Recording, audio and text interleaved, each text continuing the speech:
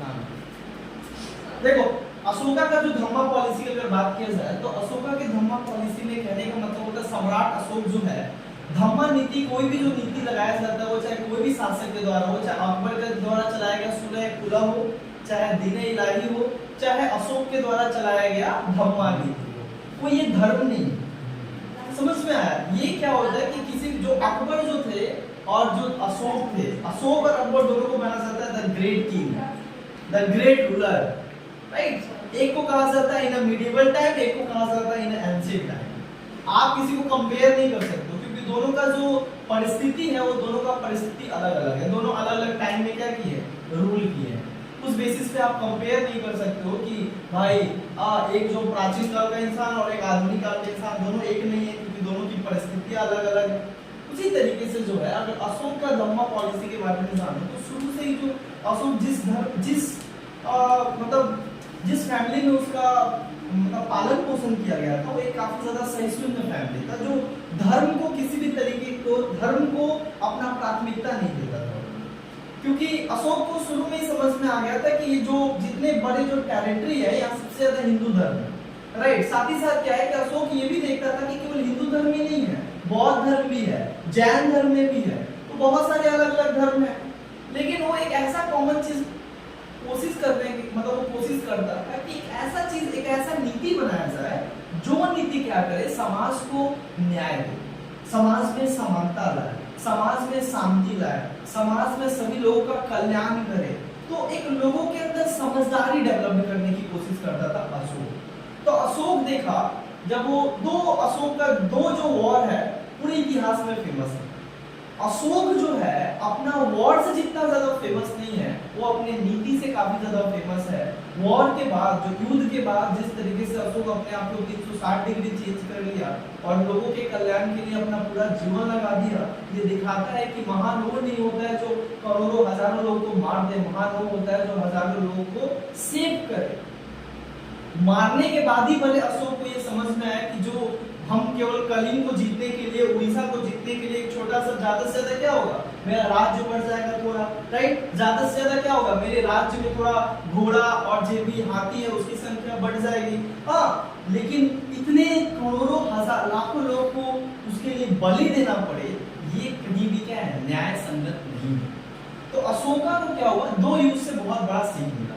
एक युद्ध को कहा जाता है कश्मीर वॉर। क्या कहा जाता है, कश्मीर वॉर। और कश्मीर वॉर का जो अशोका का कश्मीर वॉर के बारे में जो शिलालेख या बुक से प्राप्त होता है उसको कहा जाता है कलहन। कलहन जो है, कलहन का बुक, कलहन एक बहुत बड़े इतिहासकार है जिन्होंने एक बुक लिखा राजतरंगी। क्या नाम था, राजतरंगी, जिसमें ही पता चलता है कि जो अशोक था, मौर्य सम्राट अशोक, इसी ने सबसे पहले कश्मीर को निपटाया था। कश्मीर में एक मामला चल रहा था कि कश्मीर को बोला गया कि तुम यहाँ से टैक्स दोगे, क्योंकि उस समय मौर्य साम्राज्य कहने का मतलब क्या होता है, मगध का मतलब होता है आज का बिहार मतलब आज का पाटलिपुत्र। पटना को पहले पाटलिपुत्र कहा जाता था। यहाँ से ही क्या होता था, पूरे भारत के ऊपर, अखंड भारत के ऊपर, क्योंकि अशोक के पहले बिंदुसार और बिंदुसार के पहले चंद्रगुप्त मौर्य, जिसने अखंड भारत का नींव रखा था। और अखंड भारत कहने का मतलब होता है पाकिस्तान, अफगानिस्तान, काबुल, कंधार पूरा हमारे जगत में था, मतलब पूरा देखा जाए एशिया का जितने भी सेंट्रल एशिया तक पूरा जो साम्राज्य था वो किसका था, भारत के अंदर और मौर्य साम्राज्य के अंदर आता था। तो इतने बड़े साम्राज्य को मगध से चलाया जाता था। लेकिन एक जो कश्मीर था, जब अशोक गद्दी पर बैठता है तो कश्मीर वाले को बोला गया कि कश्मीर अपना तुम आत्मसमर्पण कर दो और तुम क्या करोगे, अपना टैक्स सारा टाइम टू टाइम हमको भेजो। कश्मीर बोलता है कि नहीं भेजेंगे। वहां का राजा बोलता है हम अलग है, हम अलग शासन करेंगे, हम तुम्हारे शासन मतलब तुम्हारे साथ हम किसी भी तरीके का कोई कोऑपरेट नहीं करेंगे। तब अशोक क्या करता है, उस समय नया नया था, उस समय अशोक जाकर क्या करता है, युद्ध लड़ता है और जाकर पूरे कश्मीर को बर्बाद कर देता है। वहां के सारे शासक को मार देता है और कश्मीर को क्या करता है, बाय द फोर्स, तलवार के दम पे क्या करता है, कश्मीर को मिलाता है। और ठीक उसी के 8 साल बाद ये तो उस समय सेनापति था। सेनापति कहने का मतलब होता है सूबेदार था। अशोक जो था, जब बच्चा था तो उसको युद्ध जीतने के लिए और कौशल और साहस निडर बनाने के लिए उसका जो बाप था बिंदुसार, उसको ये साहस और निडरता देखते हुए उसको भेज दिया कश्मीर कि जाओ कश्मीर का मामला तुम सुलझाओ। कश्मीर का मामला सुलझाता बहुत खतरनाक तरीके से। उसके बाद वो बिंदुसार को मार देता है। बिंदुसार के मारने के बाद क्या होता है कि ठीक 8 साल बाद 269 बीसी में क्या होता है, वो गद्दी पर बैठता है, राइट, अशोक। और ठीक उसके 8 साल बाद 261 बीसी में क्या करता है, वो कलिंग के ऊपर आक्रमण करता है। तो ये जो कलिंग का युद्ध होता है जिसमें वो लाखों करोड़ लोगों को मौत का घाट उतार देता है और काट देता है। और काटने के बाद क्या होता है कि जो पीछे घूम के देखता है और उसको पता चलता है कि साला एक कलिंग और एक छोटे से टेरिटरी के लिए मैंने इतने लोगों का बलि दे दिया, क्या कभी भगवान मेरे को माफ करेंगे? क्या ये जो मैंने किया एक टेरिटरी के लिए, क्या ये न्याय संगत था, ये गलत है कि सही है? बाद में उसको समझ में आता है कि मैंने बहुत बड़ा पाप कर दिया, इतना बड़ा पाप कर दिया कि जिसको मतलब इस जन्म रहते हुए तो हम इसको धो नहीं पाएंगे, लेकिन कोशिश कर सकते हैं कि अब कोई भी व्यक्ति के ऊपर इस तरीके का अत्याचार नहीं।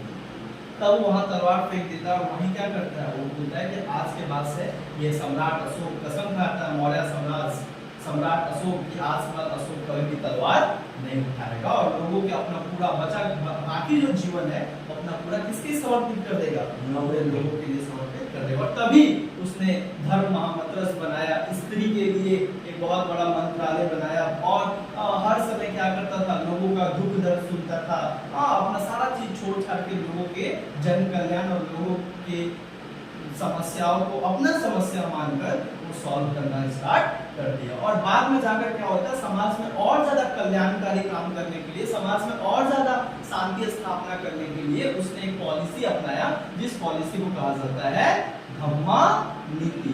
ये जो धम्मा नीति है, धम्मा नीति कोई धर्म नहीं है। अशोक का जो धर्म था, अशोक बाद में क्या करता है, अपने शिष्य से काफी ज्यादा, अपने शिष्य बोल रहे हैं, अपने भतीजा से काफी ज्यादा प्रभावित था। उसका भतीजा मार एकदम धोती पहन के एकदम घूमते रहता था एक डंडा लेकर, तो बोलता था ये इतना ज्यादा खुश कैसे भाई, हम लोग खुशी नहीं है, राजा होके खुशी नहीं है, ये आधा कपड़ा पहन के खुश है, बाहर घूम रहा है, हैप्पी है, एकदम खुशहाली में जीवन व्यतीत कर रहा है। तो उससे पूछा, जब डिप्रेशन में था, जब युद्ध करके आया था, पूछा तुम इतना ज्यादा खुश कैसे रहता है? बोलता है ये सब मूल मंत्र है, सबको नहीं बताया जाता। तो बता तू इतना खुश कैसे रहता है? बोलता है कि खुश रहने का, जो खुश होने का मैंने बौद्ध धर्म अपनाया। तो बौद्ध धर्म ऐसा क्या है? और तो बोला कि बौद्ध धर्म क्या होता है मेरे को बता। तो देख भाई, इतना बड़ा तो पंडित है नहीं बौद्ध धर्म का, तेरे को ज्ञान देते तेरे कहाँ है कहाँ नहीं। तो बौद्ध धर्म के बारे में एक पंडित ही बोल सकता है जो बौद्ध धर्म का क्या हो, उपदेशक। वो था मेरे उपदेशक है, एक है जिनका नाम उपगुप्त। उपगुप्त के पास ले गया, बोला उपगुप्त को बुलाओ यहाँ। होता है कोई इंसान मतलब ये नहीं है, पंडित है, वो सन्यासी है, फकीर है, आपको उसके पास जाना पड़ेगा, आपका काम है। तो ठीक है भाई चलो, एक दिन लेके गया, एक दिन उसको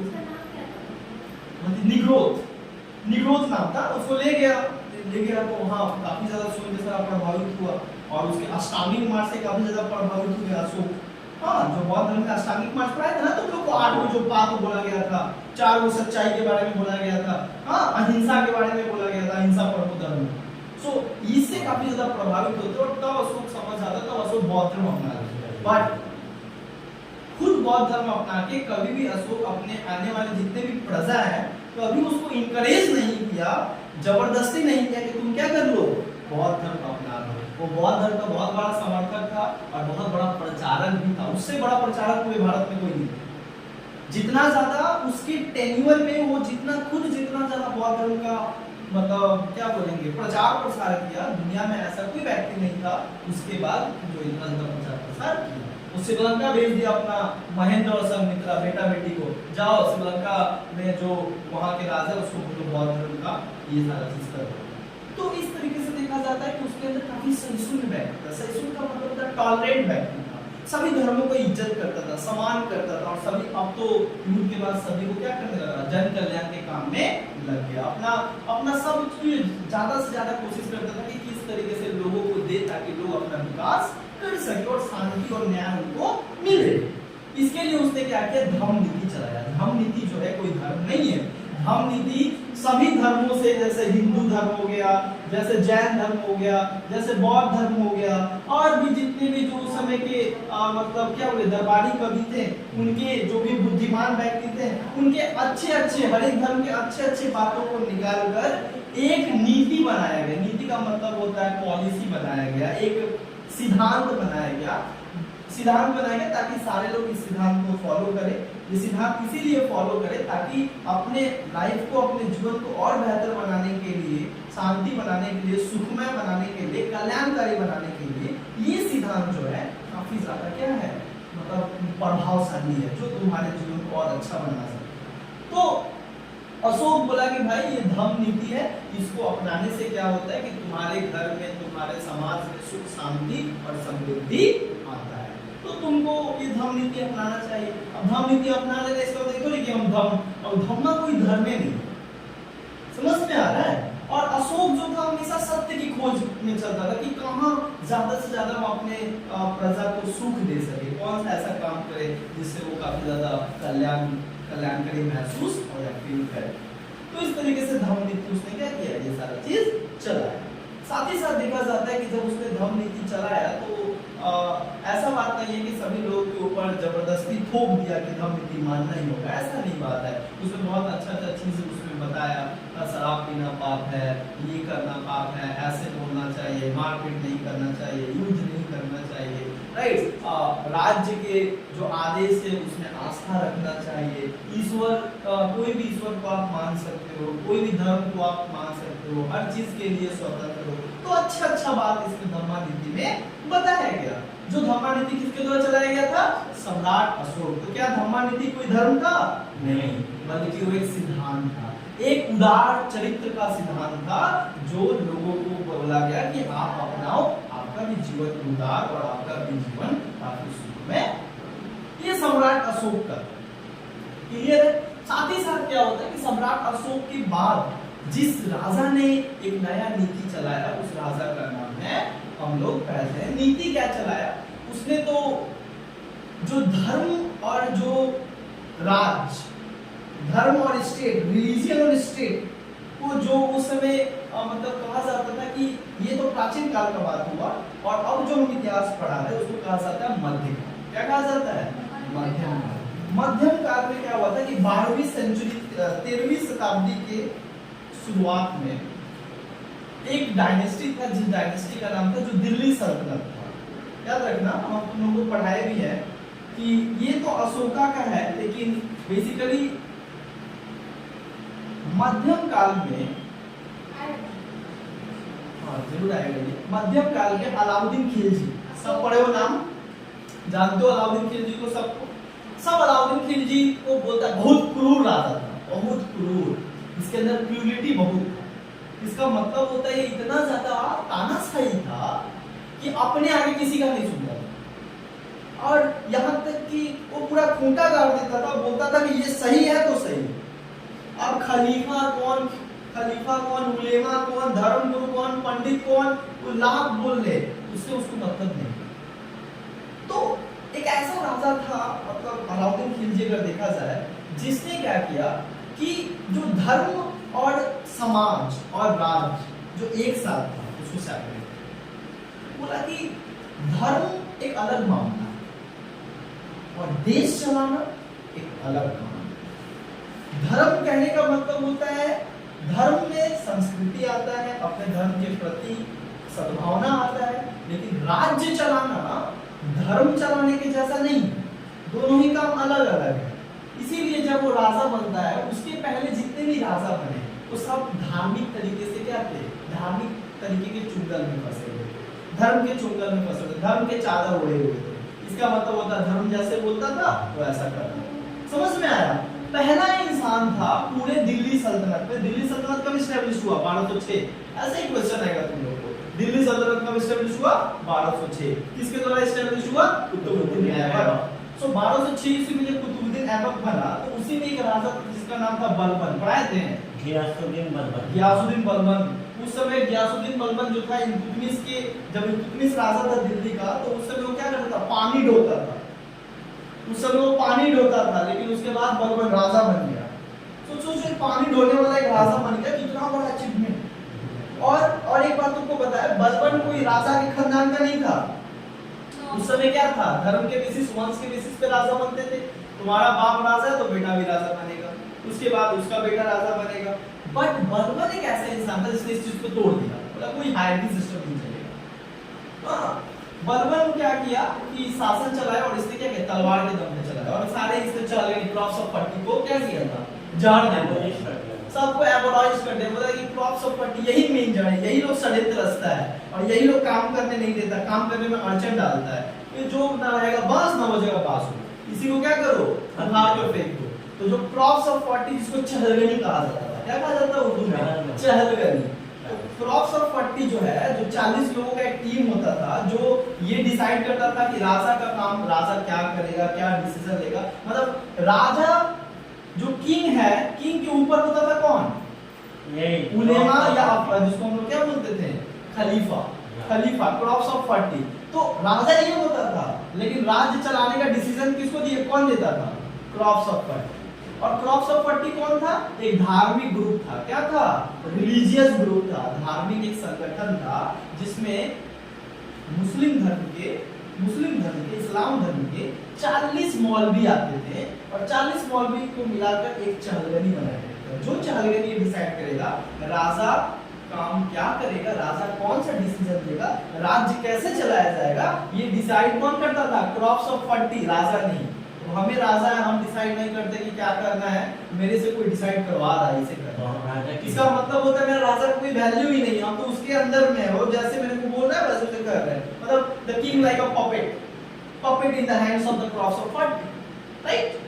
So उसी तरीके से क्या होता है, क्रॉप्स ऑफ पट्टी जो था इसको बलबन क्या करता है, पूरे तरीके से खत्म कर देता है और क्या अपनाता है, आयरन एंड ब्लड पॉलिसी। क्या अपनाता है, आयरन एंड ब्लड पॉलिसी होता है, king should be powerful, king को क्या होना चाहिए, शक्तिशाली होना पड़ेगा, और उसीलिए उसने क्रॉप्स ऑफ पट्टी को पूरी तरीके से क्या किया था, जड़ दे दिया था और बोला राजा हम हैं तो राज्य हम चलाएंगे, ठीक है, तुम धर्म के लोग हो, तुम अपना धार्मिक मामला संभालो, शादी विवाह करवाओ और धर्म के जितने जो विषय आते हैं उसके ऊपर तुम डिसीजन लो, लेकिन राज्य चलाने में हस्तक्षेप नहीं करो। इसी से प्रभावित कौन था, अलाउद्दीन खिलजी।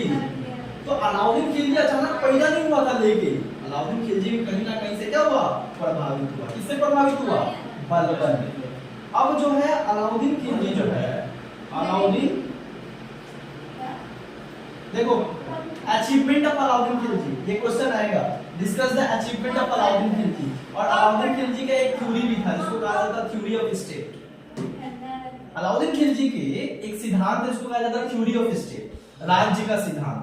वो असली मतलब बताया कि राजा का काम क्या होता है और राज्य का काम क्या होता है। वो क्या फर्स्ट टाइम बताया, उसने स्टेट को रिलीजन से क्या किया, सेपरेट किया।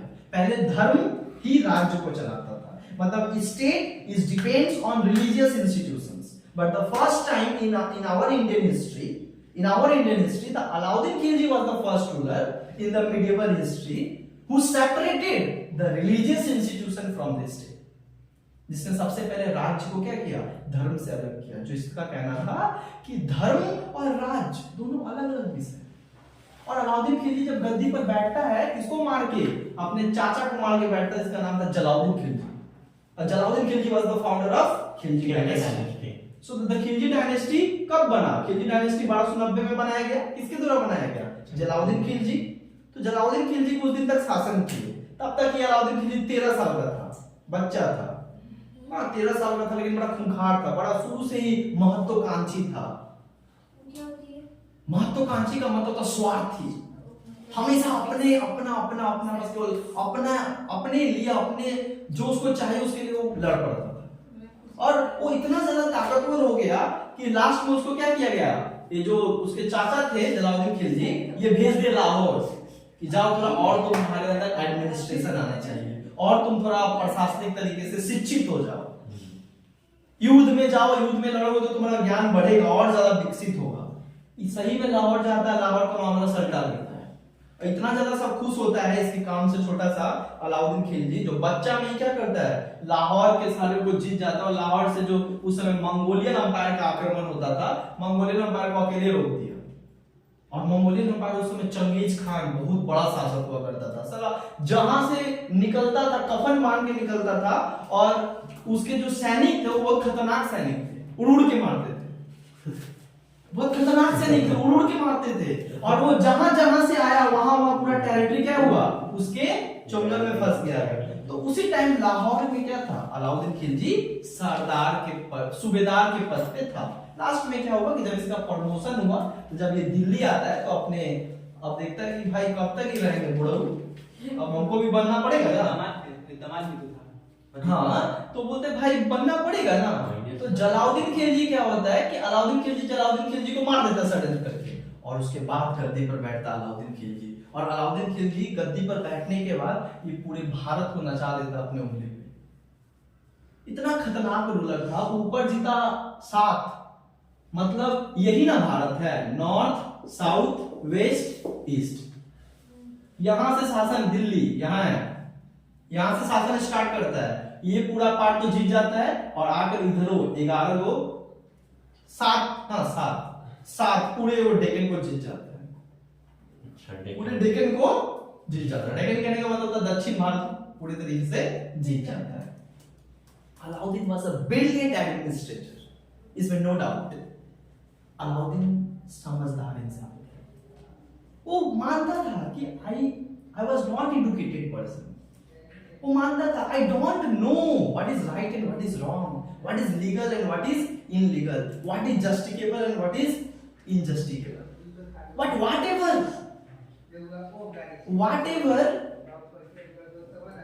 whatever I do for the state, बोलता है जो कुछ भी हो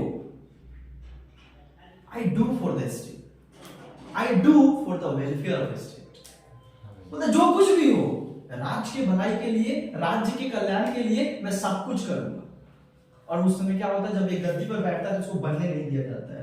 बोला तुम षड्यंत्रकारी, तुम अपने चाचा को मार दिए, तुम गद्दी पर, वहां के प्रजा बहुत ज्यादा ये हो गया। और जो उलेमा है, जो खलीफा है, वो तो सख्त खिलाफ थे, तो ये नहीं बनेगा, ये तो कभी नहीं बनेगा। जब बनता है तो पहला दिन उलेमा को सल्टा देता है, तलवार के दम पे उसको मार देता है और बोलता है देख जिसको इसको मरना है आ गया।